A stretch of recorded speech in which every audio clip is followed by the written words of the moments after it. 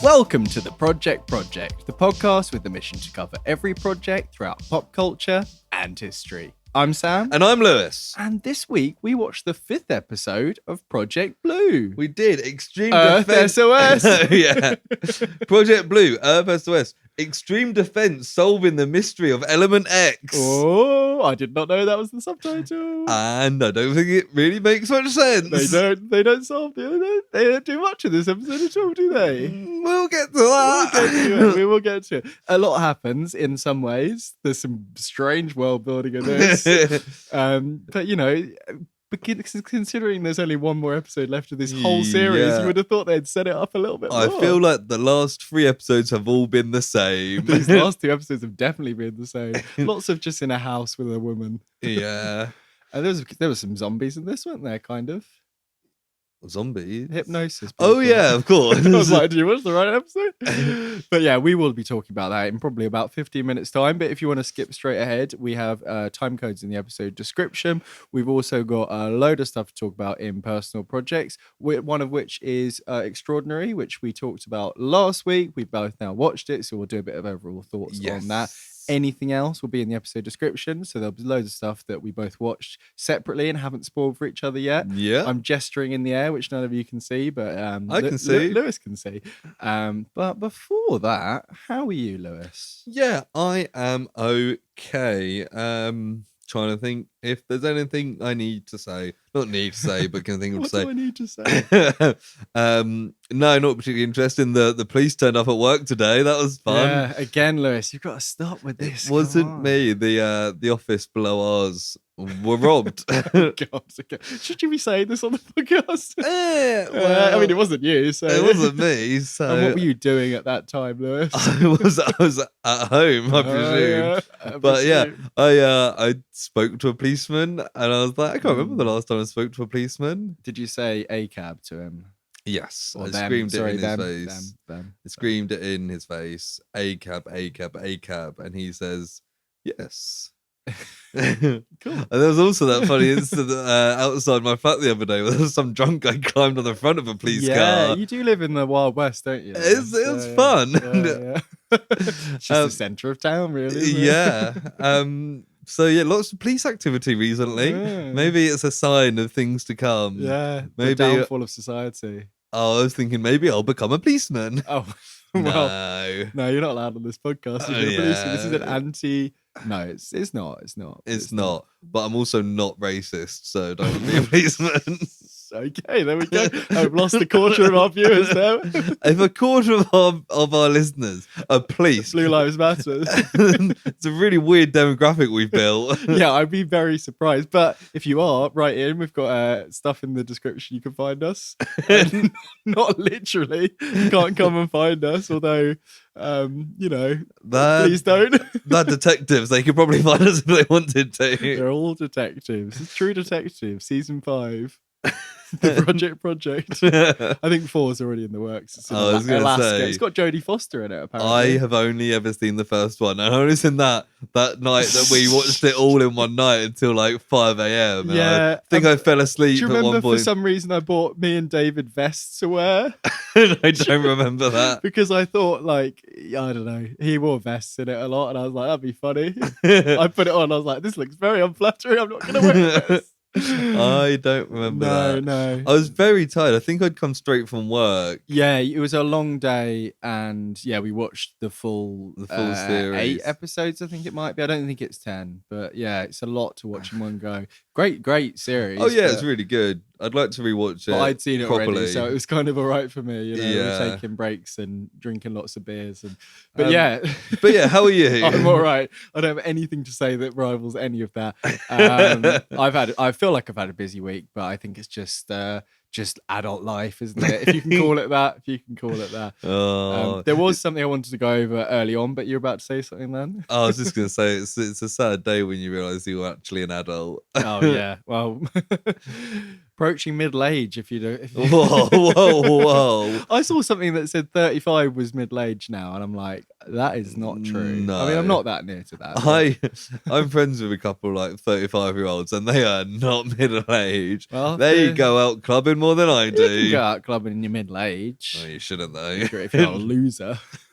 But yeah, the first thing before we get into any of our segments, have you seen, Lewis? I'm asking you this, knowing full well that you haven't. Have you seen James Gunn's new DC Slate? No. It's a little bit of stone, and he's written DC on it. No, they've announced the first load of it's TV and film, and they're being very like everything's one thing, everything we release. Apart from they've gone also Elseworlds, which is the Batman Part 2 and Joker Voyage and whatever else. Most of the stuff's going to be on the mark, normal shit. So the first thing is Creature Commandos.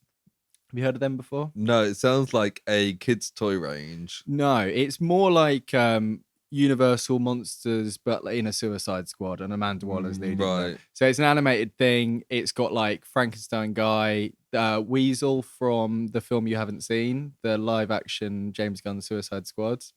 They're all live action. He's in it. It basically says they're fighting Nazis originally. Now Amanda Waller's taking control. So she's got another Suicide Squad. Amanda Waller's always up to shit, isn't she? She's always up to shit. And they've said that they want to cast voice actors that can play it in real life if they do live action. So that's quite interesting. Quite a cool idea. So it will start as an animated thing. The design looks pretty cool. If you get a chance to look it up, I would turn my laptop around, but everything would unplug. But you can see them all. And Rick Flagg's dad is the leader in World War II. So it's very Howling Commandos. It's that kind of thing. Yeah. Apparently the guy who created it didn't know they were using it and tweeted like, "This is news to me." So I don't know how payments going that way. But that's an interesting one to start on, I would say. Yeah. They've got to do The Flash and Aquaman 2 first, and Shazam 2. Do they have to do The Flash? Well, apparently they keep going now. Like The Flash is so good; it's the best thing we've ever done. It's like no, they're gonna Flashpoint it and just erase everything. Yeah. But, the next one is Waller, which is a spin-off of Peacemaker with Viola Davis. So they are returning actors. Okay. And it's basically Amanda Waller's always up to shit. She's always up to something. If you had told me after I watched Suicide Squad many years ago, the original one, the one that Amanda Waller's going to be a keystone in the future of the DC universe. I mean, if they'd taken steps from Nick Fury, they should have really done that in the first place, shouldn't they? Yeah, fucking hell. And the creator of Doom Patrol, which is one of the cancelled things now, is on board for that. So they're giving him a job after taking away his livelihood, which is the least they could probably do there. And Crystal Henry, who wrote the Watchmen TV show. Crystal Henry? Well, Crystal. CHRISTAL. My first thought was a man called Henry who was made of all crystals. Crystal Henry is the star of this. Or it's the name of like some weird TV like drug dealer. Have you spoken to Crystal Henry like recently? One of the people in season 1 of Breaking Bad that they had to It was like, what do we do with Crystal Henry's body? Let's put it in a bathtub. You can imagine him with the combat knife crushing up the lines. So, then the third entry. Apparently, there's more stuff to be added, as they always do with these things. Crystal Henry, if you listen to this, I'm very sorry. You've got a lovely name. Superman Legacy. So, Superman, the first 2 titles that we've just said are apparently aperitifs, according to Safran. Superman's going to be the true kickoff for the DCU. It's not an origin story. It focuses on Superman balancing his Kryptonian heritage with his human upbringing. He's the embodiment of truth, justice, and the American way. He is kindness in a world that thinks that kindness is old-fashioned. Sounds like an origin story. Sounds like Superman, though, right? But Legacy, I don't know. Maybe he's had a kid or something. I think they are firmly. They are, as you'll see. I thought they were doing like a young Superman. I think he's going to be like 30 rather than like closer to late 40s, or maybe I think I've heard people say 25. It's funny that you always cast like a 40-year-old man to play Superman when he doesn't age at the same speed as everyone else. It would make sense to get a younger person and then de-age them rather than the other. You know. But I mean, it sounds like basically they're doing. Let's not do grumpy Superman that we've had in the past. Basically. Go back to Chris Reeve Superman. I'm on board with that, whatever it is. Funnily enough, this next one links into something we were just talking about. It's Lanterns, which is we were talking about that. Okay, so it is our vision for this is very much in the vein of True Detective. Ah, okay. Saffron says it's terrestrial based. It's Hal Jordan and Jon Stewart. And effectively, they're going to be doing like space cop stuff, maybe like a big mystery that unveils to be something intergalactic. I hope it's good because I feel like the Ryan Reynolds Green Lantern film is so bad it kind of ruined Green Lantern for this years. Is a TV Green Lantern's series. good. It's a TV series, so they can do a longer form thing. I don't know how they're going to keep them on Earth all the time. Maybe they'll go off and do little bits up in space, but you know. And also, Hal Jordan and Jon Stewart, two of people's favourite ones. So get them both in, first of all.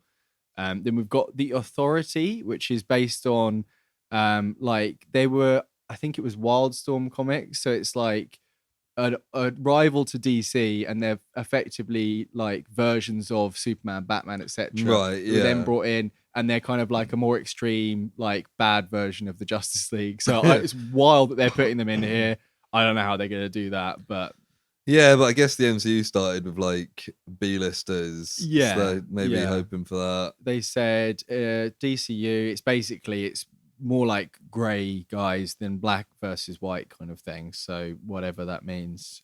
Paradise Lost is an HBO Max series, which is Game of Thrones style, set on the all-female island of Themyscira.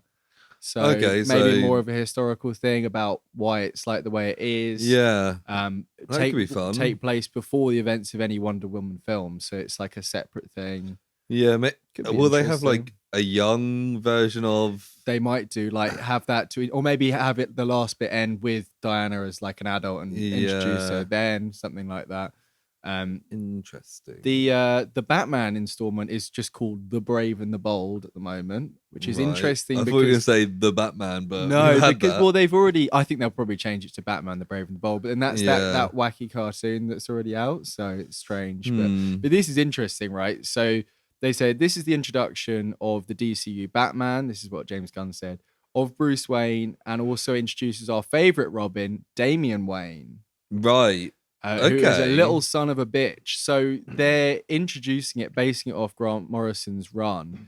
And they say it's a very strange father and son story. So they're going to put him where he's already had all the Robins, I imagine. Yeah, I guess. Which I guess is quite nice because we've never had that in live action. We've never really even had that much Robin stuff. No, it's kind of... It does feel like skipping ahead a bit. Yeah, but then... I guess because we've had so many Batman films, we don't need to see just him in his first days. Yeah, and they're literally doing that Elseworld style with Robert Pattinson. Yeah, interesting. I mean, I imagine they could still do like a 30, 35-year-old Batman. Then you could have him as 30, and he's had 5 years, and maybe not gone through 4 Robins in 5 years. Well, but yeah, I mean, it's interesting because. You know, you'll probably get introductions to like a Dick Grayson and stuff, maybe through the other films, maybe in the background. Yeah. I don't know, but it's an interesting. It means they guess they could feed in if they wanted to the Batman into the main DC EU by slowly having the Batman, Robert Pattinson sequels that then become prequels to what they're doing here. Well, I think they have said that it's going to be a different Batman, so it will be. So the Robert Pattinson ones are set in their own thing, right? Whereas this will be in a more kind of fantastical comic book world. So they will cast someone else, and it won't be like it'd this. Be has weird to have together. Like competing Batman films. It will, and I think there's a chance that maybe they won't do a third the Batman, depending on how it's. I mean, they should, but I guess it depends how good the films are on each side. Yeah, and that will be 2025, same as I don't know. One of the Batmans, I think the Batman sequel, Batman Part 2, is going to be 2025, and Superman as well will be that year.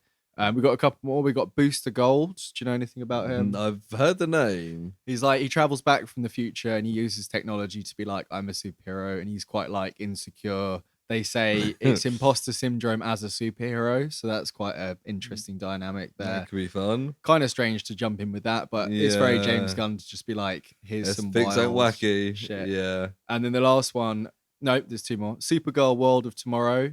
They basically talk about how tomorrow Supergirl was raised in like a shit version, like it's like a splinter of Krypton that like had loads of shit happen to it after everyone boosted off, or just Superman boosted off. So she had like a shit upbringing and then ends up on Earth, and it's like comparing her upbringing with Superman's loving upbringing. It'll be, that could be fun. Whatever. Apparently it's based on I think it's a Tom King run, which apparently is really good, called, I think, Supergirl World of Tomorrow. I think that series is like a intergalactic, like she's trying to solve something by going across different worlds, and she's not always the most powerful on them, and it's like kind of what people have wanted from a Superman film for a while. I keep saying make a Superman film where he's not super powerful, stick him on Krypton, or have his powers taken away. Yeah. Be more interesting. And then the last one they've announced is Swamp Thing, which is just going to be a horror film that will close out the first part of the first chapter. They did make a TV series. They did one recently, and it was cancelled straight away. Apparently it was quite good, but obviously no one watched it.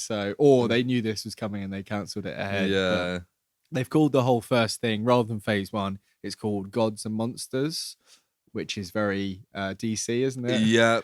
We've got mostly godlike people and then a monster at the end. So it's an interest. It's I guess, what do you think overall of that? I mean, there's some interesting stuff in there. But it's one of those where it's like, will we see all this stuff? Yeah. Will it all be good? And then there's also the overbearing question of, was it worth ditching the entire universe to restart all this? Yeah, it does seem like they're not retreading a lot of what we've done, which is good. Because if they just, I mean, I imagine that they might sneakily put in like, oh, actually it ends with the Justice League film, and we just haven't announced it yet. Yeah. Because a lot of this, they probably need the first few to do well before they can even actually greenlight everything else.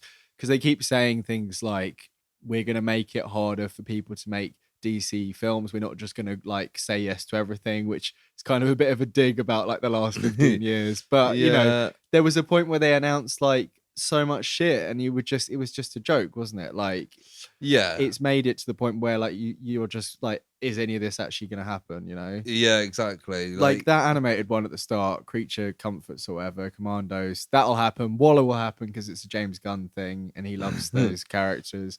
And then they'll do the Superman film, and like if none of that works, they'll probably just fucking ditch it again, won't they? Yeah, exactly. Like, yeah, I part of me just feels like they should just keep on with the Elseworld stuff. Just make standalone films. Maybe the odd one gets a sequel, but just you've got all these characters. Just here's a film about Superman. Here's a film about the Flash. I'm very surprised they didn't go in with Superman there. Like, maybe have Creature Commandos first as like, this is just an animated like a thing warm-up to warm us up into it. Like, the thing is, animated stuff takes a while to do, and I know it's just concept art, but like it's nice quality drawings. Like, it's not like people ragged on Invincible for looking a little bit basic, and I know that's kind of what the comics look like, but there was a kind of slightly archer quality to the animation of that.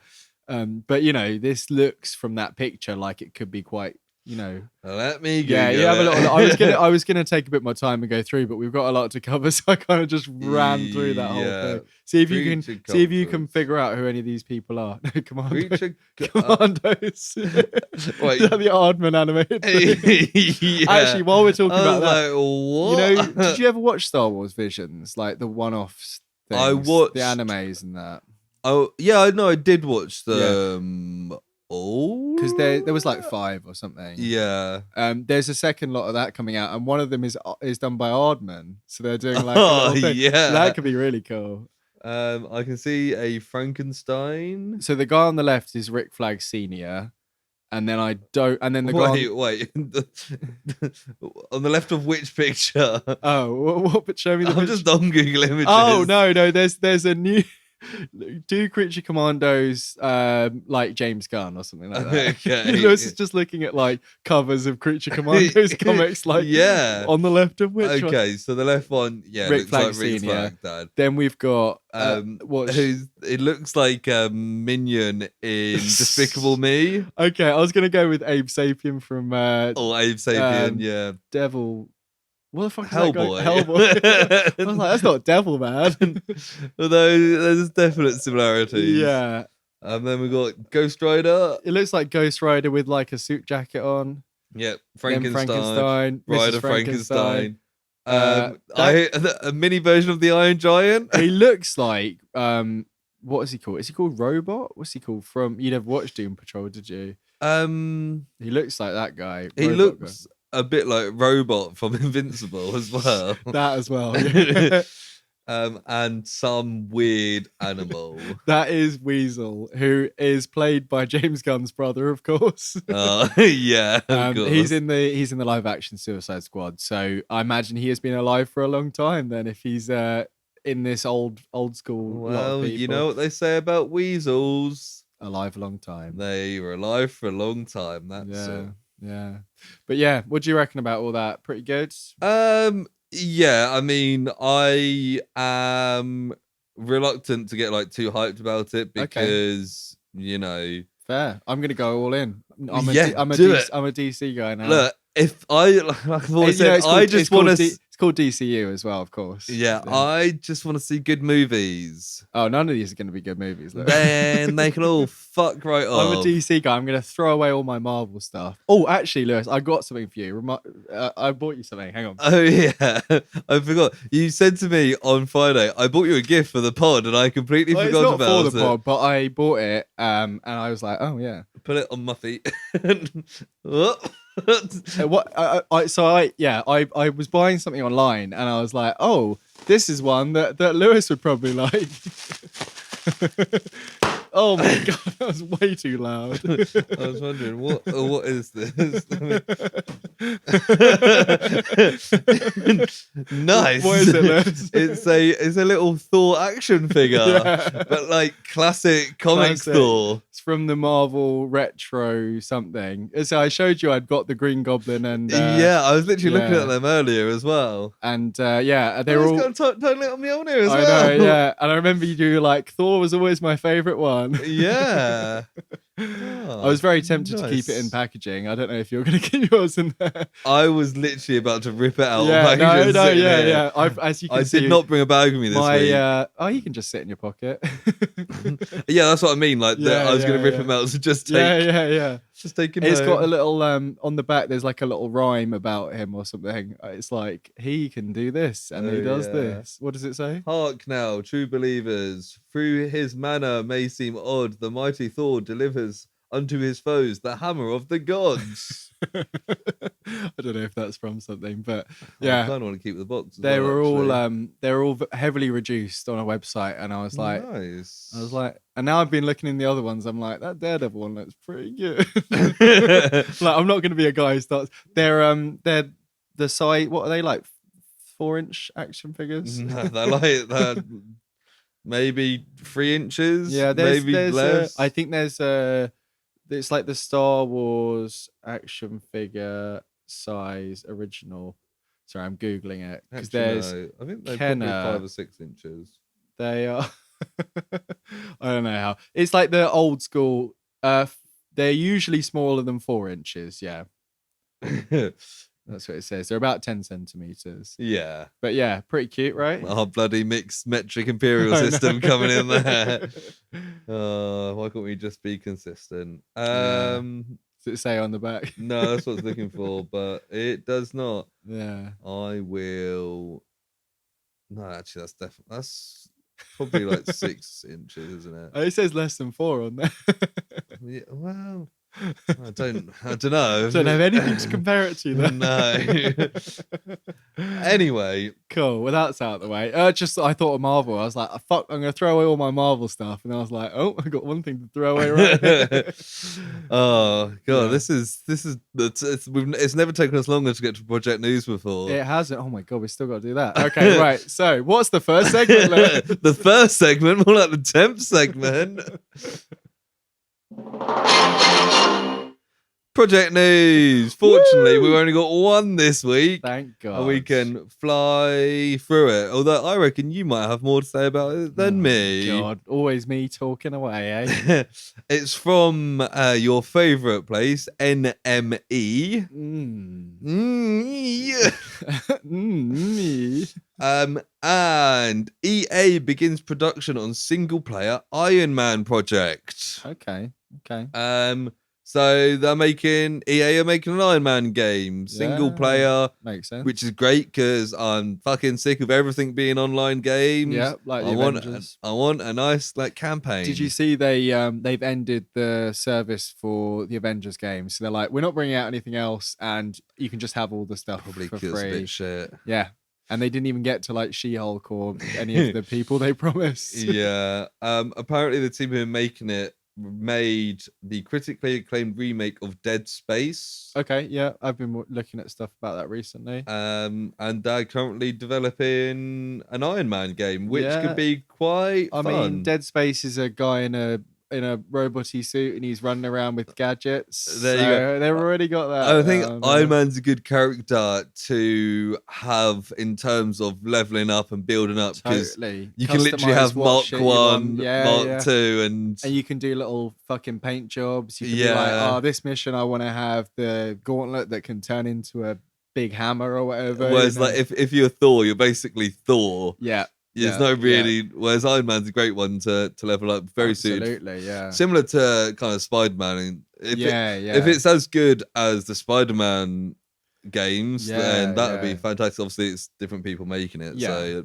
that is optimistic. But I mean, EA don't have a great track record. But no, they have got some good. I mean, that Star Wars Jedi Survivor or the one before Jedi Fallen Order. I played a little bit. Got that the other day because it was on PS Plus. I haven't played it yet, but I heard it's very good. So I'm planning on playing. I downloaded it. Yeah, and I played a bit before. It's quite difficult, and I kind of got into a bit where it was a bit where you had to slide down a thing and then jump at the right time, and it was kind of it wasn't buggy. It was just like the degree to like the timing was really specific, and it fucking pissed me off. So I stopped playing. I might play that. When you get to that bit, you can tell me, and then you can tell me that you've beaten it, and I'll probably go back and play it again. But apparently, EA have said the Iron Man project is the first of several new games planned for the company's collaboration with Marvel. Cool. Maybe they're doing like a gaming MCU thing, but like fantastic. Not the MCU. So they bring up like a Cap game, and then a Thor game, and then do a Cap one would be cool because you could do some real like close up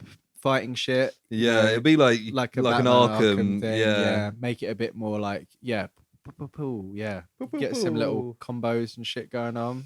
So that's pretty cool. Will keep an eye out for that. You know what would be amazing if they just called them all like Project Iron Man, Project Captain America, and you're like, fuck yeah, we can do all of those motherfuckers. But so that's our project news this week. Like I said, we didn't have much, but we had that one. So that means we can go into our main segment. Yeah, main segment time. Ding ding dong. Which is Project Blue Earth SOS. ... Extreme Earth Defense solving the mystery of Element X. No, they don't do that. No, I swear that sentence isn't even grammatically correct. Say it again. Extreme Defense solving the mystery of Element X. Yeah, but it's a direct translation. Supposedly. Translate it properly then.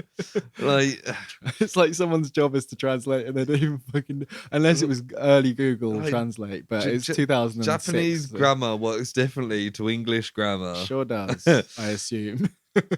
Is that a banned English grammar? London grammar is what I'm thinking of. But I'll quickly run through. Still directed by. We went through all the detailed stuff. Before. We've done. This is episode 5. So if you want more detail, go back to episode 1. Yeah. Tensai Okamura, written by Ryota Yamaguchi, starring Tensai Okamura,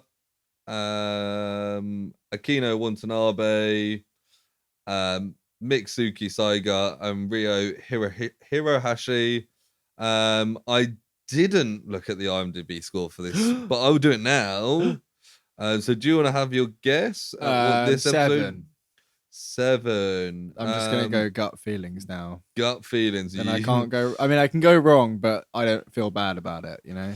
It's actually not rated. 7. I'm gonna. Oh, you know what? Wait, can you just? It's got no rating. How many ratings do you need before it shows? I don't know, but let me give it a 7 and see what comes up. Perfect, because I don't have an account on IMDb, so no, it still doesn't. I added a bit of trivia to IMDb the other day. Did you? I won't talk about it personal choices. I watched the film Goal.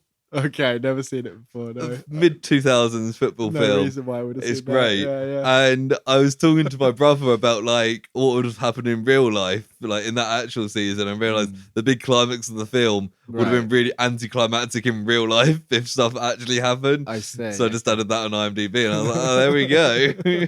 Or did you put it as a goof? I should have put it as a goof. So yeah, so it's a 7. So I got it right for the first time. That's amazing. Well, really. What else have you got to say about it? Before we do our lovely talking about it. But actually, it's not me who's got anything to say about it. It's you that has to tell us what has happened in this series so far. What's going on? So there was some kids, and one of them was called Billy, one of them was called Penny. They're both smart, but they're like different kinds of smart. Street smarts and being rich. No, they're both smart, but one's rich and one's poor. Yeah, street smarts and rich smarts, exactly. And the one called Penny is the poor one. I don't know if that's part of it. Like poor, he's only got a penny. Is he? Yeah, Penny's the poor one. Billy Kimura is the rich one. So he's only got a penny to his name. They get embroiled in this alien invasion. There's like basically like weird shit going on. Vehicles are disappearing that have like a new engine, and it's revealed at the end of the first episode the aliens are there and they like destroy loads of shit, and then they hide for like the whole season, and we don't really see them. They're kidnapping people, and there's a team. There's this guy called James who like disappeared, and he came back, and he's a fighter pilot, and he's like seemingly invincible. There's this guy called Captain Clayton who's like a bit of like a he was for ages he was like, oh, there's aliens coming. No one believed him, and now he's like, people believe him. There's this woman called Emily who is like a spy who's also the nanny for this girl called Lotta. Her surname is Breast. Her surname is Breast, and her dad isn't in this episode, but he's called Dr. Breast. He is in this episode. Briefly, I don't know. I think. He might be briefly Breasts, and and they're like solving mysteries, but it's like it's not like individual mysteries. It's like an ongoing thing. There's like a ghost that keeps appearing, and it's like this girl, and they find out there's this guy called Dr. Stevenson, and then they find out Stevenson's granddaughter looks like the ghost, and they're really confused. And then there's this guy called Dr. Robotnik, or we call him that because he doesn't have a name, and he keeps showing up. He looks like Rick and Morty guy. Rick mixed with Dr. Robotnik from Sonic, also known as Eggman. And basically like he keeps turning up and he's like, give me the element X, and everyone's like, I don't know what you're talking about. And this whole episode is supposed to solve that, but we don't solve that. Also, there's a blizzard and it's an ice age because the aliens did something to the atmosphere, and they're all in the Arctic doing nefarious stuff. And the girl who's called Margaret, who I thought was the dog's name. Oh, the dog's called Washington. Margaret got like clawed or shot by Dr. Robotnik at the end of the last episode. So she's ill, and they do a thing like Day After Tomorrow where like 2 of them have to go out in the Arctic to go get help. Yeah. And that's it. That is pretty much it. When you explain it, it makes me realize like how much has happened, considering not a lot has happened. I was going to say because most of that is in the first and most recent episodes. So like this series keeps having an ongoing problem. Where there's this ongoing battle, and it's been fairly enjoyable. But it's like for a weird, like the aliens are just out there, just being like, "We're gonna come get you," and they just don't. Yeah. And they invaded. They did a fucking Independence Day thing in the first episode, and they haven't done that. Then every episode since, it's like, the aliens are doing this. We need to do this, and they solve that one thing. But the war's still ongoing, and there's no resolution. There's not like it's like this weird stalemate the whole time. I feel like last time we were still into it. I think now we've kind of got to the point where like there's one episode left. Let's just fucking like it really wrap this up. They find out. there's a whole thing with hypnosis in this, which is quite fun if it had happened earlier in the series. Yeah. And then they find out a little bit about something with Dr. Stevenson. But that's literally it in 45 minutes.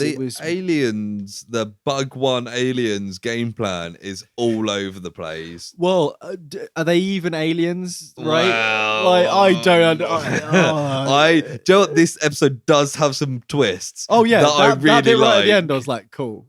Cool. And I liked the bit where, like, it was the more actiony bits, but it was quite boring. Where like James had like a little crew and he was trying to like drill into the thing. Yeah, he had like a Russian guy and a British guy. Yeah, and they were like, "We'll stay with you, James. We'll let our life on the line." That felt like the climax of like a 90s film, like Independence Day or something. Or but then it's kind of like Armageddon. Yeah, I've never seen Armageddon. Oh, I was going to go along with it, but last episode we had a whole thing about not pretending we've seen stuff. I have seen Armageddon, but not since I was a kid. What about Train to Busan? Yeah, I've seen Train to Busan. Maybe that's in my personal project. Okay. It's not. I can't wait to go. Oh, I've got another thing to put in my personal projects. Maybe I'll save that for another time. Yeah. As you said, this kind of episode opens and there's this big storm. And it's Clayton and Penny are trekking to try and get help for the injured girl. Yeah, because there's a big storm and they're snowed in. Yeah. There's also the thing creating this storm. The Bug One aliens have created a big tower on the South Pole or the North Pole. One of the two. I just wrote Arctic when I was writing it down. That'd be North Pole then, wouldn't it? I think it might be Antarctic. I think you're right. I feel like they've said South. But anyway, they've built this huge tower that's creating this weather. They should have done with Ant-Man like Antarctic, instead of Quantum Mania, just do Antarctic. Mania. I don't know.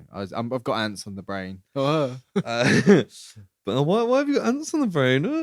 We just recorded. But yeah, the military tries shooting at this tower, but it's too cold. Yeah, there's something where they're like, "Oh, our guns are being frozen," or something. Yeah, so they can't attack the tower. And they've got this big ship called the Invincible, which kept getting hyped up over like 2 episodes, but it's just absolute shit. It just doesn't do anything. It looks like shit as well. Like everything in this is like retro futurism, and it's like, because this was a book written in the 50s, wasn't it? Which I don't think we realized at the start. The thing that it's based on was written at the time when this is how they would have fucking thought it looked. So it's probably accurate. Maybe it's earlier than that. But it's like that B-movie 50s saucer situation is what this is based on, apparently. Yeah. What, like you said, Penny and Captain Clayton walking along the mountain. Penny falls because he's a fucking arrogant idiot. He's like running off and stuff. Yeah. But then he sees the ghost that he saw earlier in the episode, which happens to look exactly like the girl in the mansion. Yeah, it's like a slightly younger version of her. We figured out before. Did we? Looks a bit younger than her. Anyway, but they had this whole last episode where they're like, "It's definitely you," and she was like, "It's not me. Like, I'm not a fucking ghost, all right." I was watching it in English now. They didn't sound like that, but the voice acting. Yeah, they sound like that. There's one voice in this that really made me laugh. The voice acting is, the guy who shouts about the laser at the end. No, I don't think so. There's one like Australian guy. Oh yeah. No, and I wrote down what he said. So there's a Canadian guy. No, it's a Canadian who guy. Drops them off. Yeah. But yeah, Penny gets woken up by Washington the dog. Yeah. And then they see like a boat captain who's like, "Did you see that ghost? That ghost went wild." And is that the Japanese Prime Minister's uncle? Yeah, I think it is because the same guy. He then hangs around with him for a bit. Yeah. God, the Japanese Prime Minister's uncle. That was ages ago. That was episode 2, when it was still good. Oh, I thought you were going to say episode 2 of the pod. And I was like, whoa. We've not been doing this for like nearly 2 years. Well. So we're back at like what they called the it's like Babylon Command or something. Babylon Command. We're back at Babylon Command, and they're like, how do we get this tower? And they're like, I got a great idea to get this tower. Instead, we can't go at it, we can't go over it, we must go under it. Yeah. And James is there, and I swear he looks different. He's suddenly gone grey. I swear he was blonde before. I think he was grey the whole time. I think the animation was different in this one. I don't know. I know we haven't watched it for like 6 months. Oh, no, every time I watch the show, it takes me like 10 minutes to like remember. To what's going on. Because in this, I swear Penny looked about 10 years older than the rest of the episodes. I was like, when did he get into his 20s? I thought he was a kid before. Yeah. James is really cocky because last episode he found out he can't be killed, and he's like, "Don't worry, I'll do it. I can't die." Yeah, and I was like, we don't actually know that. Yeah, well, we were like, he keeps coming back, and then in this he's like, "I can't die," and I was like, it's a good job we didn't watch this episode before we did the prize fight. Because if he was in that and he couldn't die, he's taking down Batman, he'd be up against Nemesis, punching into his Nemesis. Dick, you can't stop a man who can't die. Maybe we'll put him in next year's. Well, I reckon we'll find out that he probably can at the end. Yeah, he just he keeps coming back. He's like a Wolverine guy, you know? Yeah, like a Wolverine guy, or Captain Jack Harkness. Woo. That was a big cough there. Sorry, everyone. So they have like an argument about the ghost. They go back to the house. And Penny just lays into Margaret like, "You're a fucking ghost, you fucking bitch." And she like runs off crying. She's like, I did tell you, and I'm going to stay that I'm not a ghost. I'm not a ghost. And then Penny runs off, and they're like, "Oh, don't worry. He just found out that these aliens killed his parents." And I was like, "Oh, yeah." I don't think there's any excuse to scream at this girl. No, but still. And they launched, so they're going to attack the tower with the super mole. They're doing a big drill. They've made a big drill. They're doing a big drill. And I was like, let's focus on this. This bit's more interesting, I think. And then they're in a hospital with the girl. Captain Clayton. He starts smoking, and Emily's just like, up, and she's like, "You fucking kidding me?" It's a hospital. I was like, does Captain Clayton smoke? I didn't really realize. Because normally, I feel like I normally notice it in like animated stuff because I know in anime there's cool shit going on. But I think we see Captain Clayton smoking when he's driving the car at one point. With kids in the car? God. And guess what? Could have got them to wait outside. The windows were up. Oh, yeah. Then there's the Bucky show on the radio. Lewis, what's the Bucky show? The Bucky show. So it's a kids' radio show that is created by Billy's dad, the Kimura group or something. Enterprises, I think. And it's some like a really annoying kids kind of show. Yeah. Who Lotta Breast really, really loves. But it's only started since the alien invasion. Has it? I'm pretty sure because they were like, it's this new thing. It's basically like a propaganda thing against the aliens. Oh yeah, it is because we're in a war. They're in a war, even though I guess the war's been going for like 3 months, 6 months. I don't know. But Kimura Industries, did I say Industries? Maybe Industries. They're like capitalizing on it. But the only radio station the patients at the hospital can get is the Bucky channels. They're like, it's better than nothing, and they can hear nah. and then we cut to the Super Mole, and the only channel they can hear is the Bucky show, and everyone's going nah. And then we also see on the Invincible people hearing nah. So like across the entire world, that's the only radio station. That's a bit weird though, isn't it? It's pretty weird. Yeah. And it suddenly starts getting really fucking dark. Well, then they're all like in the hospital, like Lotta's there, all like the security and like people are hanging out in this room and they're all just like staring at the radio. Yeah, but did you hear And then it starts going show. like, what does it say? No, they start like it starts being like, and then it says Bucky gets strangled or something. Yeah, it starts getting really violent, and then Bucky gets like violently strangled by the Bogwan president. They say, and then the Bogwan aliens take over Earth, and there's nothing the humans can do about it, and it's like. What the fuck? And you can see, because like Billy's come up to the room and he's like, Lotta, stop fucking like doing that. And you can see her close up and she's got like bags under her. Yeah, and you see the other patients all staring. They all look a bit which took me a second to notice because of the animation style. Because of the animation style as well. When they first just listening to it, they're all just kind of standing there listening to it because they don't move because they're not animated. Yeah. When they then suddenly were staring, I was like, okay. They just didn't do anything. But then Lotta says, "Long live Bugwan aliens," and I was like, okay, so she's also using this slur against the aliens, even though she's been brainwashed by the aliens. Oh no, they called themselves Bugwans. Yeah, it still sounds like a slur to me. Absolutely sounds like a slur. Yeah. And then a guy on the Supermole says, he says, "Long live the Bugwan aliens." Yeah, basically they all go into like zombies, don't they? Yeah, they're like voodoo zombies. They're like walking around going like, yeah, we're all gonna help the Bugwan. They are. Don't know why, but the first thing I can think of to compare it to is in the SpongeBob movie, where they all get the chum bucket helmets and they're all like, "Oh, hail plankton!" Yeah, they're kind of like that essentially. And they all, and then the guys on the Invincible start like sabotaging everything. Yeah, like one guy comes in with like a chainsaw and he starts like cutting stuff. And we see a nurse walk into. This is so funny. Where Margaret's in bed and she like pulls a needle and like goes to stab Margaret. And she says, "Long live the Bugwan aliens." Yeah, and Clayton's like, he like grabs her arms like, "Oh, what the fuck do you think you're doing?" And like. He injects her with the needle. Oh, does he? So he's like, "You can't poison this girl. I'll poison you." So I think it's well, I guess it was murder juice. Yes, I believe it was murder juice. But like, he just fucking killed a nurse. Like, and this bit is funny. They go out into the hallway, and it's like fucking 28 days later into this hospital. Are all coming up.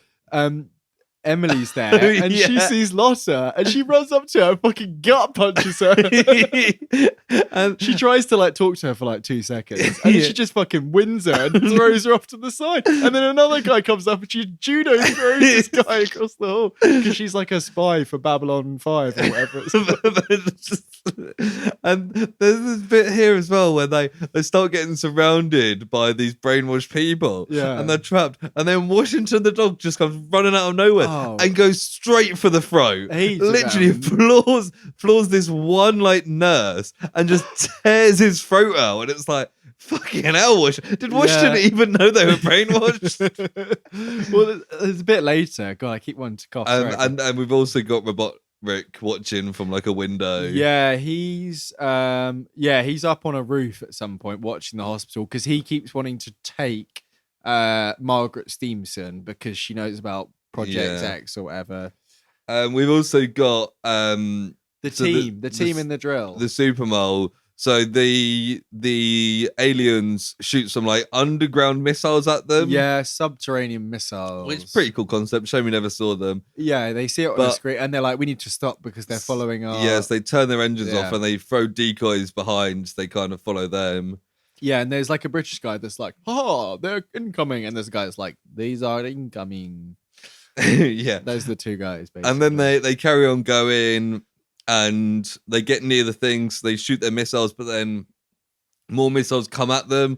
Fortunately, they quickly turn off the thing. James has twitched his hand or something. He gets a bit nervous. Yeah, there's a whole bit where he's trying to pull a lever and he like doubts himself or whatever. Yeah, then he like a Spider-Man. He shoots he shoots the missiles, and then the missiles that have been shot at them go after the missiles they've shot, but they fortunately hit the tower in time. Right. Blow up the generator, but the tower is still standing.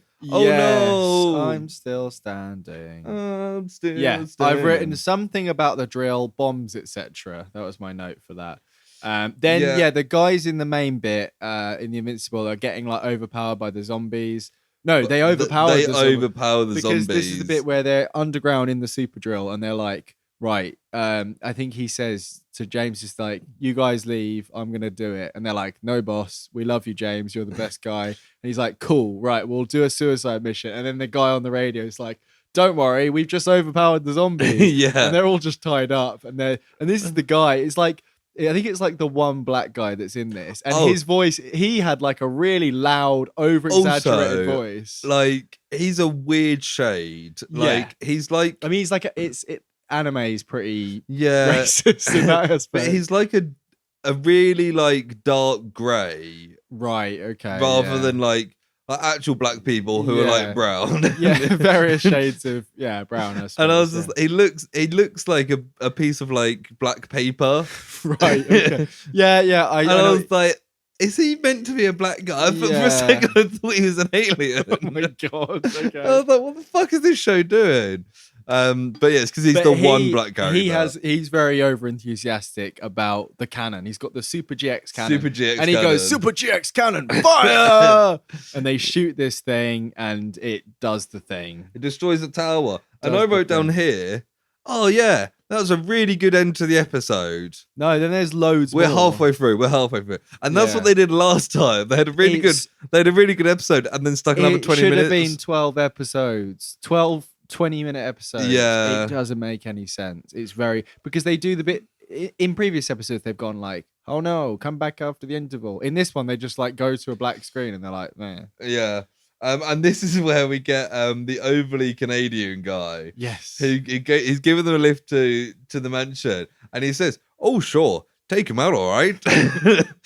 He's just giving them a lift because they decide the hospital's not safe, so they go back to the house. She's now had her treatment, I guess. Yeah, patched up. Yeah. And then she talks about how everyone hated her grandfather, which is why they met her in the first place. They're trying to find out about Steve's son. And they're like a recluse, and they called it a ghost house. And we find out about that because there's a 3D image generator, which is what we saw of Stevenson before, where we were debating whether he had legs, and he doesn't because he's a projector guy. Yeah. He's like a force, like not a force. Well, he's a bit like a force ghost. A bit like a force ghost. More like a hologram where it's like the Emperor and he's saying, do my bidding or whatever. The Emperor does tend to say that. And they're like, he had a secret like lab room and they go to it and they find this machine and she explains that it's broken, it turns on at random times, and he just says this one thing about touching the kingdom of God and he's in trouble or whatever.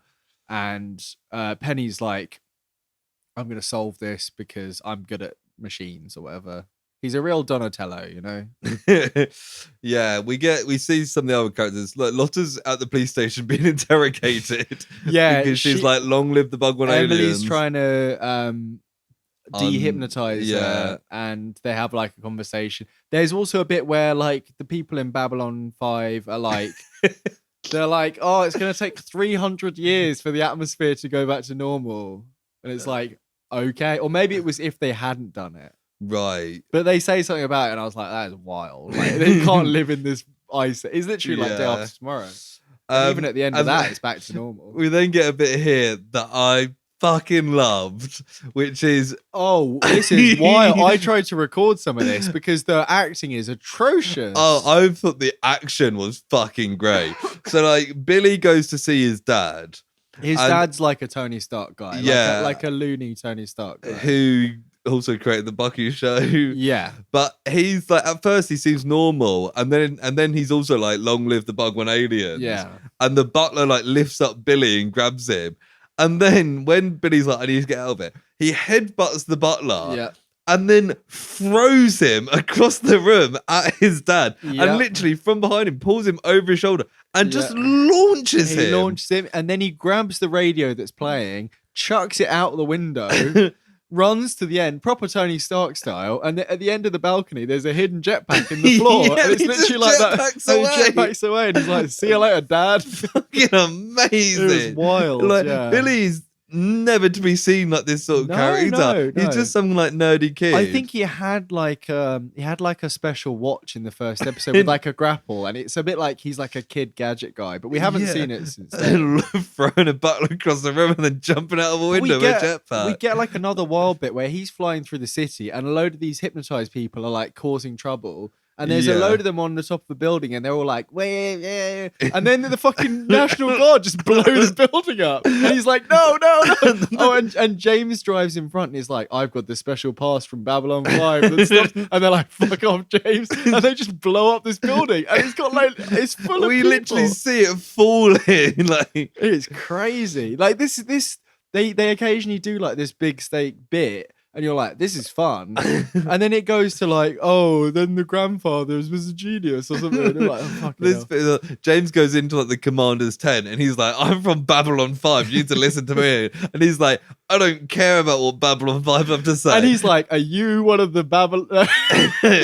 you one of the bug one hypnotized bitches? And he's like, I'm not, but I'm going to still shout at you. Yeah. And then James pulls out a shotgun and just aims at the commander. And then everyone aims at him. And I'm like, fucking hell, this escalated for no reason. He thinks he can't die, you know? So, and then a smoke grenade rolls in, and it turns out it was Clayton. And he's just like smoking a cigarette outside, and he's like, even if you can't die, you've got to stop being so reckless, James. Because he's in love with James as well. Yeah, he is. Yeah. We find out that Metropolitan X is under attack from the brainwashed bug ones because they've parts of the military and stuff. Yeah, so even though they thought they stopped the signal, it's still coming from somewhere. Yeah. And they don't resolve that this episode, do they? I have no idea. This is when we go. You have no. We go back idea. to Steamson Mansion or whatever it's called. Yeah, Penny's fixing the machine, the projector machine. Oh yeah, and he's like, they're basically like, this guy was weird. He invented like a load of shit. Yeah, they say like he found loads of new species and stuff. And then they're like, this machine. It's so funny. The machine can do stuff anywhere. Yeah, it's like, so after Penny was like shouting at Margaret at the hospital earlier, they've now kind of made up and there may be a bit of romance there. And then this bit, he's like, oh, I fixed the machine. Oh, this can project so far away, like a submarine. And she like knows what he's implying. That she was the ghost of something and runs up upset again. And it was like, fucking hell, Penny, drop it. Yeah. And he has to go out and like make up. And as they're doing that, Billy just arrives with his jetpack, just like, well, they're like getting a bit close. It looks like maybe something romantic's going to happen. And then Billy just interrupts it. and then they give him like a walkie-talkie or something. And then he jetpacks off again. Yeah, I think he tells them that like there's zombie people around, and they're like, "What?" And it's like, you were in the hospital earlier. Like, I really don't understand that. And then, oh yeah, they bonded over the fact they both don't have parents. And then she starts going, "Oh, sometimes I don't feel like I can control my body." And he's like, "You should go to the doctor. If you had parents that were alive, they would tell you to go to the doctor." And she's like, "Thank you, that's so nice." It's like, you're just rubbing in the fact that she's an orphan. Oh. Yeah, it's weird. Yeah. As Billy jetpacks away, we see two planes like dogfighting, and one shoots one down. And he's like, "Huh, the UN forces are fighting against other UN forces," or something like that. And I was like, I think it's just to show that the bug ones have taken over half the military. There's interesting shit going on outside of the show. Yeah. The machine like starts sparkling green. Yeah. Like sparking. And this gets interesting. This is what I mean, right? So they go back. They suddenly become ghosts. We suddenly see them as ghosts, including Washington the dog. Yeah. And they're back in 1952, and Steamson is like doing stuff, and he says he searched through the entirety of space. He has a really funny southern accent. I know that it's set in like Louisiana. He's like, "There are no other life forms." I'll write it down phonetically.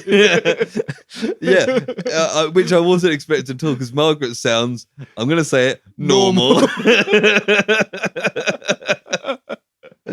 I'm sorry, Southern Americans, but you're probably used to this, and you probably think we sound weird, but to us, that ain't normal. There are no other life forms. But yeah, he's lamenting the fact that there's no life forms, and he's like, I know. I will create life. Yeah, and they don't really explain, but there's a load of eggs. We see like a montage, and we see kind of, not really, a bit of a montage. It cuts to a load of eggs, basically. Yeah, that's the first part of the montage. The second part is the eggs will open up.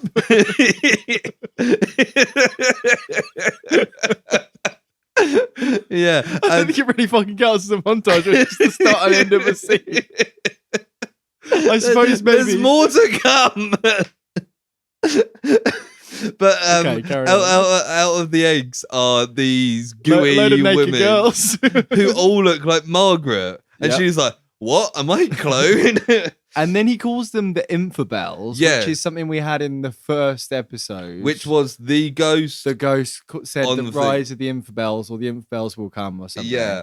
But he basically sent the infidels, which is this new species he's created, out into space to colonize a planet, so there is life somewhere else in the world. You're right, which is really fucking cool. It is very cool, and we do get then a bit cuts ahead. Oh, we get a montage, do we? No, we get another scene afterwards. And he's like, hang on, I can see something's happening. And it's too early for them to come back. They can't have got there yet or something. Yeah. So... I've written it's such a weird southern accent. They mention... I thought I'd written Bogwanese then. That would have even been better than Bogwans. Did he make them? Or did one of the infidel get intercepted by the Bogwans? No, so I think he says the civilization has evolved too quickly.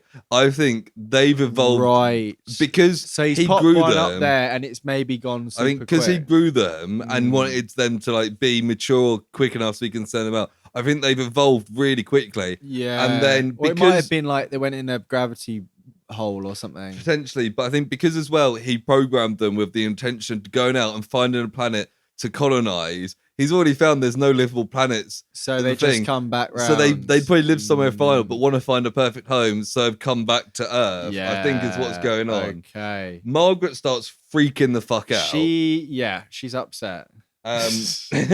And then Captain... she's like, what? I don't have any parents? That's like the main thing she's worried about.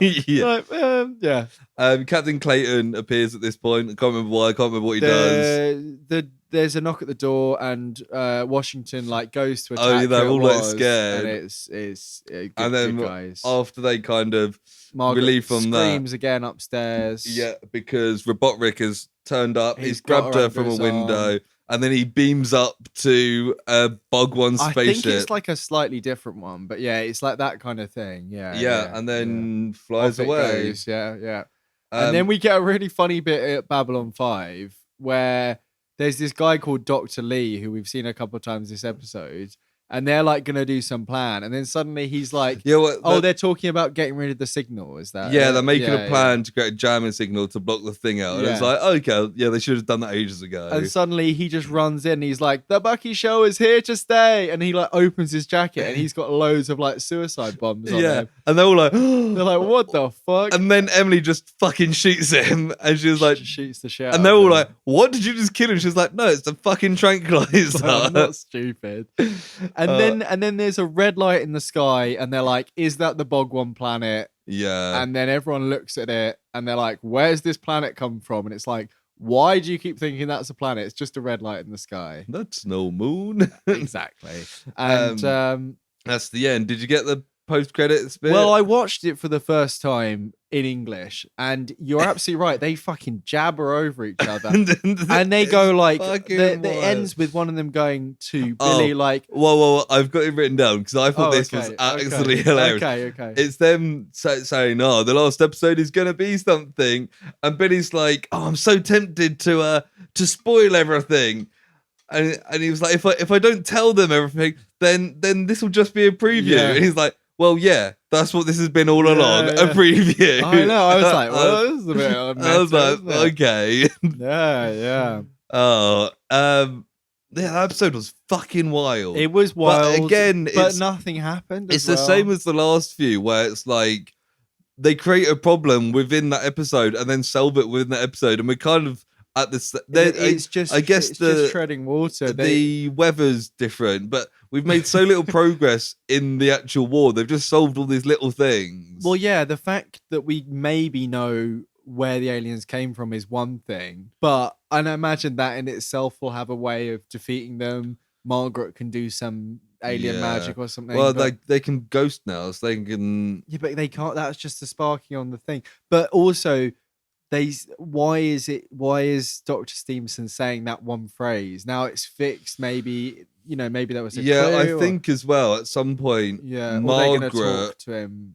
Margaret is going to go back and do like a cap at the end of Endgame. Oh, and do all the clues. Do all the clues. So go to the submarine, and that will explain. And she'll be like, "Oh, it was me after all, just not me yet." Yeah, and Penny's gonna look at her and be like, "You fucking bitch! I fucking told you it was you." And I think she might also go back to Stevenson and find out some sort of flaw that they've got, so they can defeat them. Like they all hate rock music. Yeah. So they all just start shredding guitars and they all die. That would be a fantastic ending, yeah. I would love that. That would wait, that's the ending of the third Star Trek J.J. Abrams film. Do they hate rock music in that? No, there's music set to a certain frequency ruins their transmission and blows them up, and it's Beastie Boys. Classical music, isn't it? Yeah. It's a joke. And I really love that scene. I've never seen that film. It's pretty good. Third one, isn't it? Yeah. Yeah, the third one. Yeah. It was pretty good. Yeah, I've seen the other two, I think, but the second one's not very good. The first one's alright. The third it's very serious, the second one, isn't it? Yeah, and it was Star Trek 3 Wrath of Khan again, but bad. I think it has one of the biggest cases of post Dark Knight syndrome. Yeah. Because look at it, it's literally the Dark Knight. Like, bad guy gets taken, he has a big mistake. Yeah. It's like there's big noises and stuff's going on and everyone's upset all the time. Like, And it's Star Trek 2 Wrath of Khan. Yeah. It's a really, really good film. No, I've not seen that, no.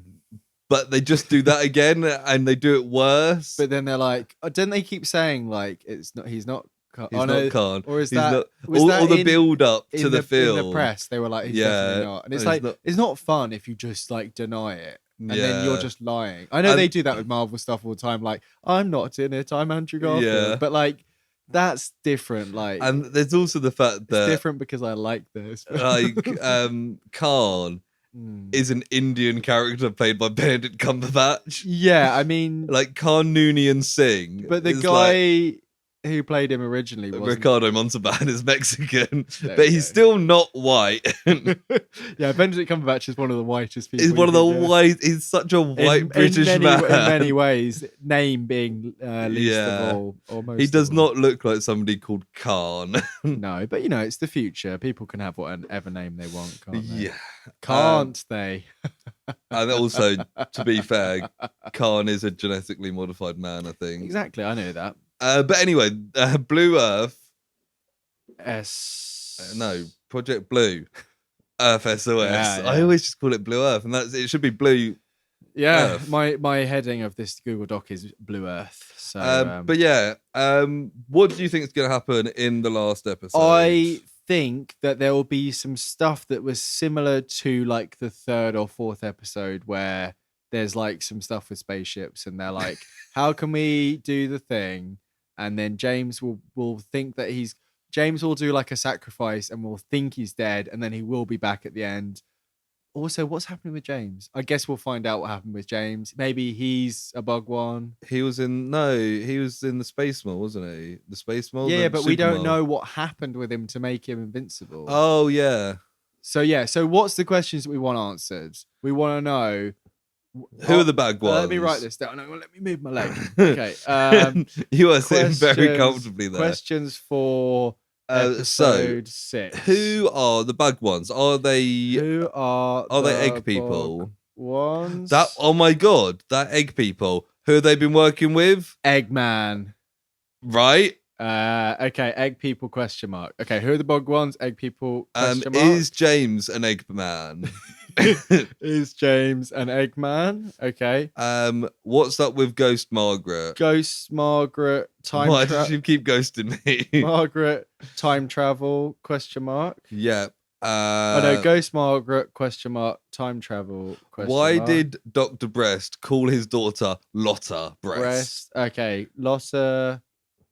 Oh god, I can't type. Breast. I've been typing all day. Lotta Breast name, origin, reveal. Have you got anything else to add? I did have something there. Do we say it is James and Eggman? How do they win? Question mark. Yeah. I don't really care about the signal thing. Like, obviously, that's just an alien thing that's going on. That'll just be resolved in the first 5 minutes of the next episode. I kind of want to know what's the deal with Robot Rick. Oh yeah, of course. We don't even know his name. No. Because he was question mark in the opening, wasn't he? Yeah. Which I feel like there's a different opening. Isn't that the first question we just put down? No, who are the bog ones? Egg people. That's not the same as who's Robot Rick. I mean, we don't know that he works for the bog. We kind of do now. Yeah. Yeah, he had lasers and stuff. I thought that this episode was fine, but nothing really happened. I see. Apart from the last bit. Lots happened. No. At the same time, nothing happened. Like the whole alien brainwashing and the super mole and the Margaret getting kidnapped and them going back to 1952. Like, stuff happened. Yeah, but in 45 minutes, it was like 15 minutes of interesting stuff. Yeah. I think I'm going to give it 5 out of 10. Oh, I think I gave like something recently 6 out of 10, and I didn't like this as much as that. I know that everything is a reset each week, but I'm going to give this a 6 out of 10. That is fair. Because that was what I was going to do. A lot of it was boring, but there were moments. There were certainly some moments in this. This was full of moments. That's my review for this episode. Yeah, and you know, I quite enjoyed talking about it. Oh yeah, no, I love talking about it, but I didn't think it was very good. Fair enough. So that means there's a mirror in the corner of your room, and I can't figure out what it's pointing at. That's all right. We can find that out in the interval. Okay, so I guess now it's time for personal projects. I'm an alien. This time it's personal projects. So Sam, what have you been watching or playing? Well, the first thing I've been watching is Extraordinary. Oh yeah, I've also been watching Extraordinary. Yes. We covered it last week. I think it should have been 2 words, extraordinary, because she is extraordinary. But it's not even. Oh yeah, it's not. That's why I was debating how it was pronounced when we spoke about it. But she's not extraordinary; she's extraordinary. Yes, exactly. But they could have done it like capitalized. But we watched the last 2 episodes, so we. So last week we covered episode 4, but we'd both seen the first 6, and we spoke about them. Yes, we've since both watched episode 7 and 8. And what did you think of the finale? I thought it was good. It was a good last 2 episodes. I remember you saying they were the highest rated. We had one which was the one with King Charles, and it was like relationship troubles. When King Charles came in, I turned to Christine and I was like, King Charles is such a fun character because he's like the party animal. Party king. And we both went Charles II in the same way from that horrible histories. But that was fun. That was good, and it was kind of where I was expecting it to go, like a bit of a wedge between Carrie. No, it is Carrie and Cash. Carrie and Cash, yeah. Yeah. And we had spoke about the potential dangers of a relationship with a person who can rewind time. Yes, and that was the last one. There was the whole thing, and we spoke about this on Friday off pod. Yeah. It was like, how quickly did we realise that he was just undoing every time that they broke up? A lot quicker than Carrie realised. Yes, it was pretty obvious. I quite liked how they showed it as well, as they just showed it from Carrie's point of view. Yeah. So Cash just got more and more tired. And... so it came up. He was like, "Oh, he's made like a nice breakfast, and they're having a party." And it's like, "Oh, this is nice." It's like it's very obvious that he. But the last episode, and he made macaroons. It ended with them like having the date night, but it was like a sad watching Fail Army date night thing. And it was like quite a sad ending where she's just like checked out completely. Yeah, and we have the bit with the vigilantes as a drug bust. That was quite a interesting kind of fun way of ending it without really doing any big action stuff. It was like, okay, that was quite cool. There was some stuff with like with Jizzlord and Jen. They had the cat show, which was quite a fun little bit. Yeah, although I was like, Jen turned up to this place for people who do cat shows and just started shitting on people who love cats, and it was like, I got the wrong audience here, Jen. And kind of not realizing. I mean, I kind of assumed that when he went back to being a cat, he would still kind of have some like relationship with her, but he just is a cat. So but then that plays into the whole thing we said before, like if the vet listened to his thoughts, then would it be his thoughts or would it be a cat's thoughts? It doesn't mean much sense. And when they were dancing and he turned back into a human, I was really like, is he still a cat and this is in her mind? Yes. Or is he actually human? And then it turns out he is just human. That costume was very loose fitting on the cat, I guess. Yeah. I mean, he's a thin guy, but yeah. That was quite fun. It was quite fun how he kept being like, she's my girlfriend. And she was like, whoa. Yeah, that was fun because it kind of played on like, he's very like naive and all in with stuff and she's very like self-sabotaging and stuff. And But yeah, and then they break up, Cash and Carrie. Yeah. Oh my god! It is Carrie, Cash and Carrie. Cash and Carrie. I see. Oh my god! Why? I had a thought. I don't know if I said this in the episode. It's like cash, time is money. Is that a thing as well, or am I just saying that? Yeah. Yeah, it was quite a good ending. The fact that it did end with them breaking sad, up, but like it felt realistic. Like their whole relationship was pretty like but then we also was countered with Jen and Jizzface Lord officially becoming a couple. And then we had the moment with Flyboy, but then she was like, "No, you're not actually interested in me." Yeah, and then we had the bombshell, the post credits, which was revealed that he's got a wife and kids. Yeah. And I was like, what the fuck? And like those poor people who just like this guy just disappeared. Yeah, for like 3 years. And then maximum 3 years. And then just appears in a shop. And she must have just thought that he'd just left them and one day. Well, they I don't even know if they'll believe any of what he said, you know. It's a whole thing. And the other thing to set up the next season is, which we now know has been greenlit as well. I think they've done a little thing on Disney Plus, but Jen has been given the money from the cum guy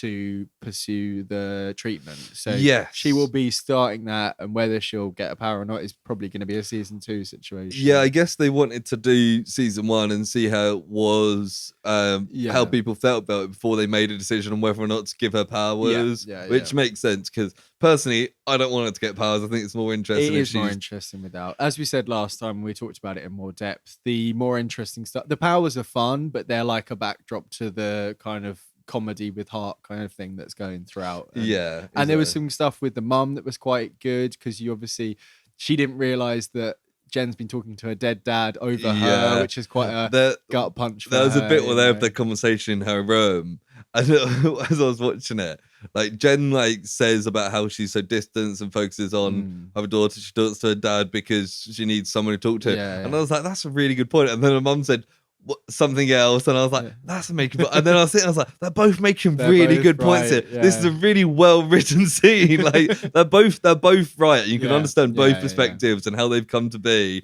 in this position, and like why they act like they do. I was like, I thought it was funny when she was like, I've been taking IT classes, because she like used her power to try and like hack a thing to figure out what she'd been up to in her life and stuff. But yeah, there was some more questions with it though, like without getting into it for too long because we've got other stuff to talk about. Like they noticed that Cash has been going back in time because the flower has wilted on his top, which means that he physically goes back in time. So the stuff that's on him ages with him. So I imagine he can touch someone and bring them back. And it will mean a case that he will age a lot quicker than everyone around him. That's another thing. And with the ghosts, which we talked about last time, there's the parts where she's talking to Charles and she's like moving positions in like a Gollum Smeagol way, which means that Charles is still there in the area, almost like listening. I think when she's having this conversation, like nearby kind of thing. Yeah. Keeps them nearby, so they can have which a conversation. Kind of makes sense, but it kind of almost answered some of the questions we had, because it was like, do they stop and start? Sometimes they probably do. It's one of those here and there thing, but overall, I think it was a really strong first season for a comedy. I thought it was really good. One of the best new things I've seen in a while that just kind of came out of nowhere as a series. And I was like, it's straight on board with it. And it was good fun. I look forward to season 2. Cool. Cool. What have you been watching? Oh yes. So on Sunday I watched the Banshees of Inisherin. Okay, yeah. On Disney Plus. Yeah. It's really, really good. Is it? Yeah. I will watch it. Maybe over the weekend. And it's also way funnier than I was anticipating. There are certain bits that I was properly laughing out loud because I know like the basic premise. It's like they were friends and one of them decides not to be friends, and it's like the other one trying to figure out what's going on. Yeah, so kind of Brendan Gleeson decides he doesn't want to be friends with Colin Farrell anymore because he's dull. Right. And it's this whole story of like him trying to find out why they don't want to be friends anymore. He's like, stop, I want to like do my music. But it's like they're both dull. They're both fucking idiots. Right. Okay. And they're on this like tiny little island off the coast of Ireland. Right. Where it's just a dull little place. And it's like, and they're both fucking idiots. Right, okay. And it's really funny. And like it gets more and more extreme as they kind of one tries to push the other one away and one tries to claw himself back in, to the point where it's like it gets proper extreme towards the end and you're like, what the fuck? I haven't heard anything about plot details and I'm quite happy about that, but I've heard that people were like, I didn't really expect it to go there kind of thing. And there's people said it's quite emotional and quite sad as well. Yeah, there's some bits that are really sad, and then there's kind of implied bits. It's got what's his face? He's been from Eternals, who's been nominated for Best Supporting Actor. Barry Keoghan. Yeah, he's kind of like the village idiot, but like his story's really quite sad. Okay. And you get is he best supporting? He's best supporting actor. Yeah. It was funny because I watched that and Everything Everywhere All at Once on the same day. Right. And by watching those two films, I saw 8 of the 20 nominees for Best Supporting and Best Actor and Best Actress and Best because and 2 of the Best Picture ones. I was like ticked off a lot of the Oscar boxes there. But yeah, I recommend watching it. It is like a sad little story on an Irish island, but that's what I'm expecting. Funny, dark humor. Nice. It's on Disney Plus, so I do recommend you check that out when you get the chance. Nice. Anything else on your list? Yeah. So I watched. Have you heard of The Ritual? No. So it is a British, I would say, horror film from 2017. Right. I think it might be potentially. I think it was on Netflix for a while. I don't know if they produced it. It feels a bit like the kind of thing that would have been like a Film 4 Presents kind of thing. Yeah. Like, like a lot of Danny Boyle films used to be that sort of thing.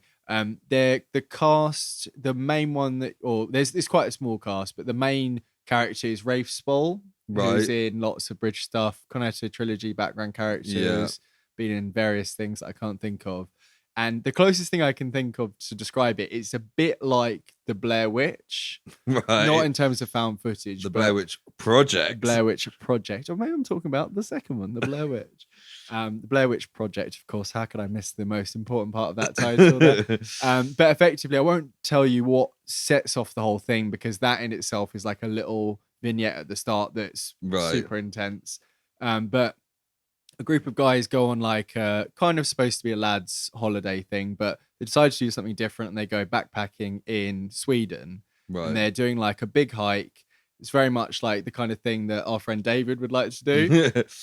And one of them is injured and they decide to take a shortcut through a forest, and shit goes sideways very quickly. Right. And it plays on both that kind of, horrible thing of like having to try and make it through like a shit situation, like the psychological side of the Blair Witch where they kind of turn on each other. Yeah. And because of what's happened in the prelude bit, there's already underlying tensions and they blame each other for different things. And that obviously comes out over the nights, as it does with Blair Witch as well.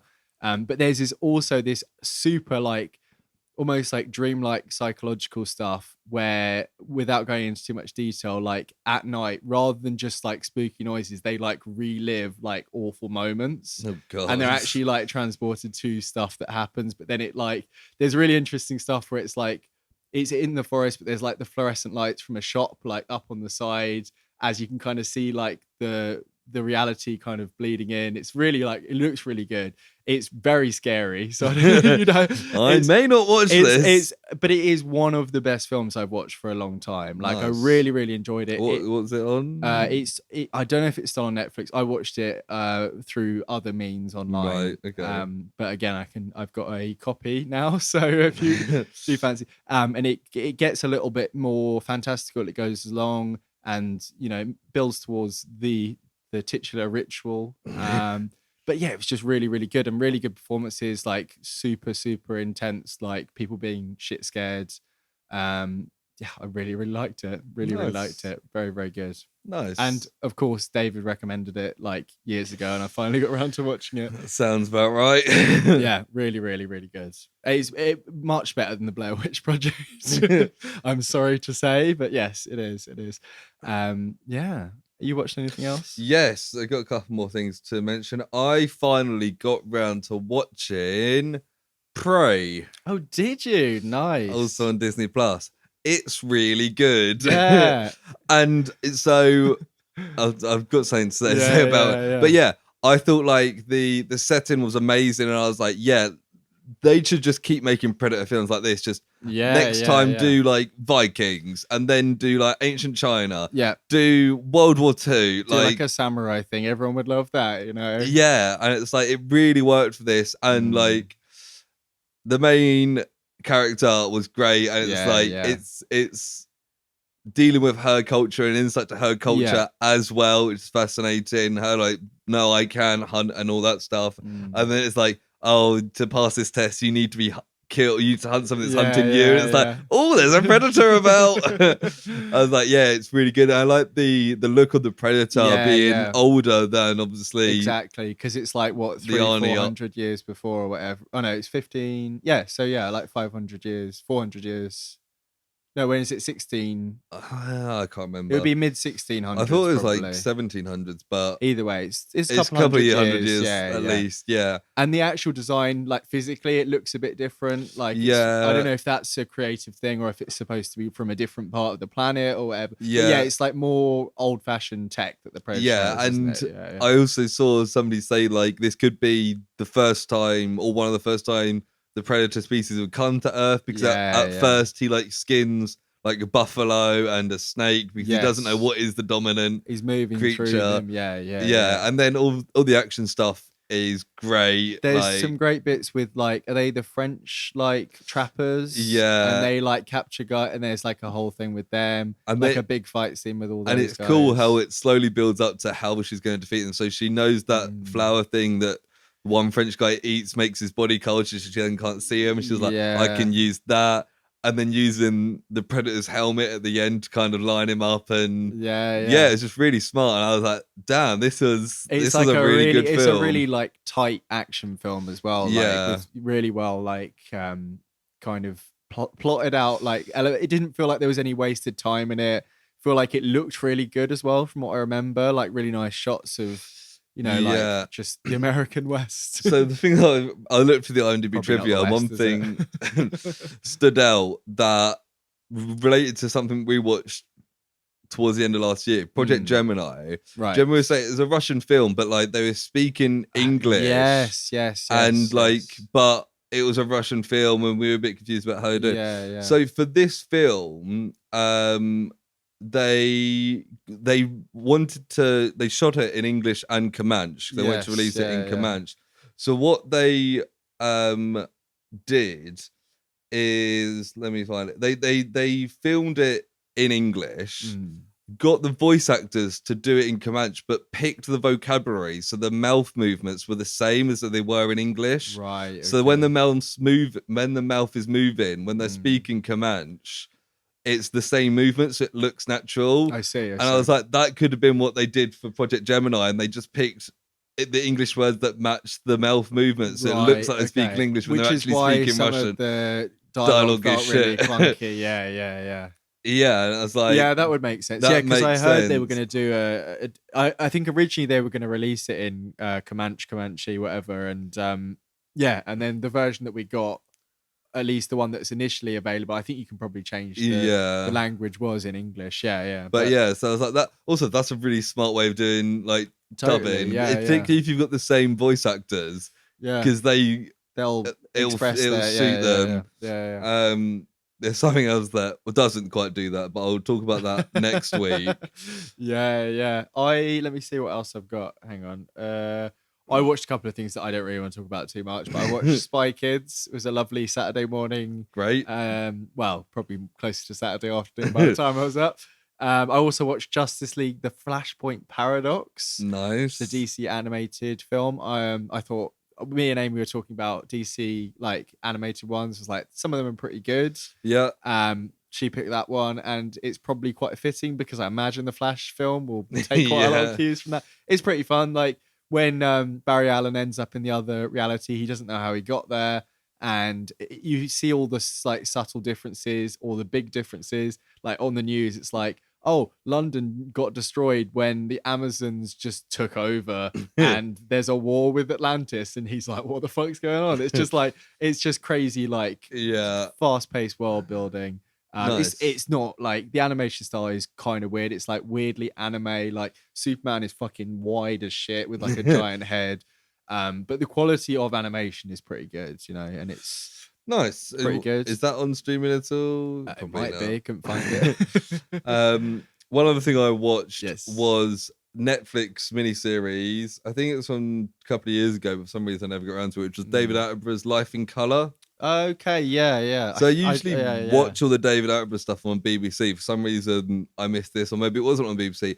But it's an insight into why kind of animals are the color they are, and it does like camera tricks so you see what the animals see. So like one bit it's got some like a butterfly or something, and the spots, because they only see like polarized light or something, the spots are really bright from their vision, which is why they do that. So they can spot stuff that's super bright, basically. Yeah, exactly. And they had an interesting bit on tigers, because obviously tigers are bright orange, and it's like, why? It's like, it's because deer can't see red, so they perceive tigers as green. And he was like, why don't they just be green? Mammals can't be green. They just can't be green. And I was like, that's interesting. So yeah, tigers are bright orange because it looks green to deer. And they even had a bit where they had a wildlife photographer, and it was like they put up an image that was from a deer's vision. It's like, spot the tiger, and he was like, what? And it was like, it's really cool. Nice. And there was stuff with like some little tree frogs, like literally like that. Yeah. Some birds who do like big feather displays with like making their bellies green and things like that. And it was like, this was really cool. Because that's not what I thought. I thought it was going to be more like when we started using color for taking pictures of animals. And there's obviously some underwater stuff. Nice. And there's the classic like Attenborough, the world is going to shit, we need to fix this stuff, which you're right, we do. And animals are dying. But yeah, it was really interesting being like, cool. What'd you say it was, like 6 parts? 3 parts. 3 parts. Oh yeah, 45 minutes each. Yeah. I watched them over 2 days, and I was like, yeah, no, this is actually really cool. The third episode's mostly, so the first 2 episodes are proper episodes, and the third one's mostly the making of and how they got the different effects. And the environment stuff. Yeah, and they don't see any new animals in that one, so you don't really have to watch that one. So it's an hour and a half then, but those first 2 episodes were really interesting. I was like, fun. That's cool, and it's on Netflix. Nice. So I'll save the rest of what I got to say for next week. But have you got anything? Got one other bit, but I can't be bothered to do into it now. So fair enough. And I watched it like 3 weeks ago, so it's too late now anyway. It's too late. So I guess that brings us to the end of the episode 77. That's correct. Yeah, all the 77. Thank you for joining us on this journey through an alien invasion of planet Earth. If you enjoyed it, you can give this episode the same amount of stars that Sam gave Blue Earth, and that is 5. 7 give out of us 7. 5 stars. It'd be great. And you know, share it, tell everyone, promote it. Always helpful. You can always get in contact with us as well if you want, can't you, Sam? You can. So at the moment, we don't really have, apart from Silver Screen Projects, we don't have our main episodes really planned for the year because we're just taking it 1 week at a time. Although we did go through Prime last week and there's loads on there. Oh, we did a little project search on Prime post-episode and we were having a great time. There's a treasure trove there. But if any of you guys who are listening want to search on Prime the word project, and suggest anything that pops up. Yeah, maybe watch something and then tell us to watch it as well. We will do that. Yeah, absolutely. If we get a full-on recommendation, even more than one recommendation would definitely pop up to the front. But you can email us at theprojectpod@gmail.com, or you can find any social medias on the link tree in the episode description. So if you want to keep up with any clips that are posted, Lewis is popping stuff up on the TikTok twice weekly at this point. Yeah. Maybe even more, depending on really. I mean, this is a pretty good episode. There might be some funny little clips there, but if you've listened this far, you probably heard them already. But you can hear all that good stuff on our social medias, so check it out there. Yeah, so I will hear you. Yep, you. That person there. Even you who thinks, oh, he's not talking about me. He's talking about one of the other listeners. No, I'm talking about you. I can hear you next week. That room full of people is going to be very confused. I'll see you on the Bogwan planet. Biatch. Bye. Bye.